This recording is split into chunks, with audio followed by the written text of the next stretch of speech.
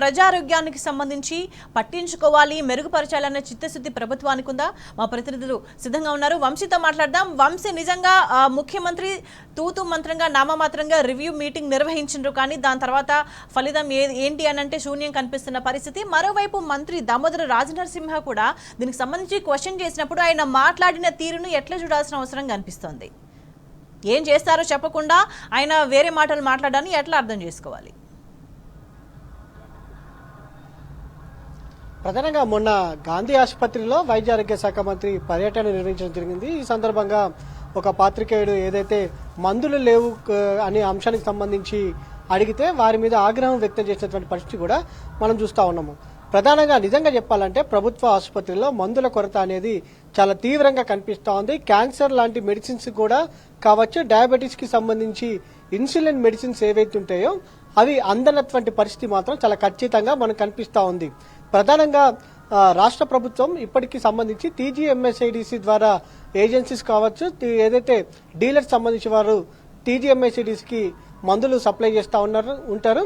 అక్కడి నుంచి ప్రభుత్వ ఆసుపత్రులకి హైదరాబాదే కాకుండా రాష్ట్ర వ్యాప్తంగా ఉన్నటువంటి అన్ని ఆసుపత్రులకు కూడా టీజీఎంఎస్ఐడిసి ద్వారా మందులు సప్లై చేస్తూ ఉంటారు. కానీ అటు టీజీఎంఐసిడిసి రాష్ట్ర ప్రభుత్వం డీలర్స్ కావచ్చు, ఏజెన్సీస్ కి సంబంధించి దాదాపుగా 600 కోట్లకు పైగా కూడా బకాయిలు ఉన్నటువంటి పరిస్థితి మనకు కనపడతా ఉంది. దీనికి సంబంధించి కూడా ఇప్పటికే పలు దఫాలుగా కూడా మందులు సంబంధించి కూడా వారు విజ్ఞప్తి చేసినా కూడా ఇప్పటి వరకు నిధులు విడుదల చేయనటువంటి పరిస్థితి కూడా మనం చూస్తా ఉన్నాము. ప్రజలు మాత్రం తీవ్రమైనటువంటి ఇబ్బందులు ఎదుర్కొంటా ఉన్నారు. దీంతో పాటుగా ఈఎస్ఐ డిస్పెన్సరీస్ కి సంబంధించి ఏవైతే ఉంటారో డిస్పెన్సరీస్ కి వివిధ ప్రాంతాల నుంచి వచ్చేటువంటి కార్మికులు ఎవరైతే ఉంటారో ఈఎస్ఐ సేవలను కూడా వినియోగించుకుంటా ఉంటారు. ఫిబ్రవరి నెలలో దాదాపుగా 147 కోట్లకు మేర కేంద్ర ప్రభుత్వం నిధులను విడుదల చేయడం జరిగింది. ఏదైతే డిస్పెన్సరీకి సంబంధించి దానికి సంబంధించి విడుదల చేయాలని చెప్పి రాష్ట్ర ప్రభుత్వానికి 147 కోట్లు విడుదల చేసినా కూడా కేంద్ర ప్రభుత్వం ఇచ్చినటువంటి ఫండింగ్ ను కూడా రాష్ట్ర ప్రభుత్వం దారి మళ్లించినటువంటి పరిస్థితి కూడా మనకు చూస్తా ఉన్నాం. ఖచ్చితంగా ఒక రకంగా నిధులను దారి మళ్లించడం, దాంతో పాటుగా రాష్ట్ర ప్రభుత్వం ఇవ్వాల్సినటువంటి 600 కోట్లు కేటాయించకపోవడంతో పాటుగా ఇవ్వడంతో పాటుగా అటు డీలర్స్ అనేది ఆసుపత్రులకు టీజీఎంఎస్ఐడిసికి మందుల సప్లై ఆపివేయడం జరిగింది. దాదాపుగా 50% పైగా వారు ఎవరైతే డీలర్స్ కావచ్చు, ఏజెన్సీ వారు మందులు ఆపివేయడంతో ఆసుపత్రుల్లో కొరత అనేది చాలా తీవ్రంగా కనిపిస్తా ఉంది. ఇప్పటికే మనం బస్తీ దవాఖానాలో చూస్తే మాత్రం దాదాపుగా 58 రకాలైనటువంటి మందులు లేవంటే సిచ్యువేషన్ ఎలా ఉందో మనం అర్థం చేసుకోవచ్చు.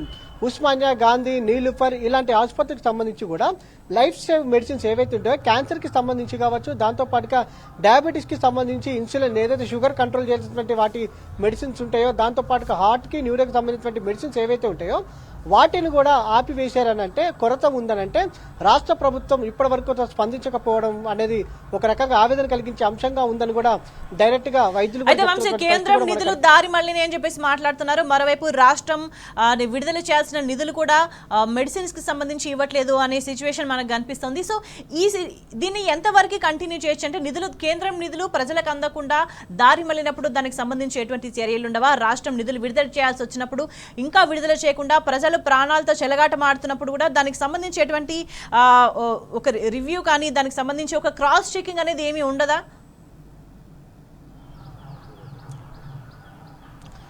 చెప్పాలంటే వాస్తవానికి కార్మిక శాఖకు సంబంధించి ఈఎస్ఐకి సంబంధించినటువంటి బిల్స్ అన్ని కూడా కేంద్ర ప్రభుత్వమే రెగ్యులర్ గా విడుదల చేస్తూ ఉంటుంది.